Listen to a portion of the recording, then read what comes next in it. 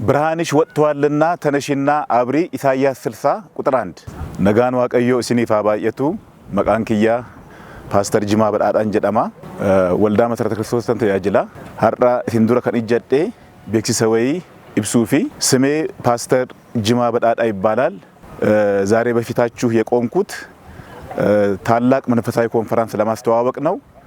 በሸገር አስተዳደር በኤካ ጣፎ ክፍለ ከተማ እና አካባቢው የተዘጋጀ ኮንፈረንስ አለ።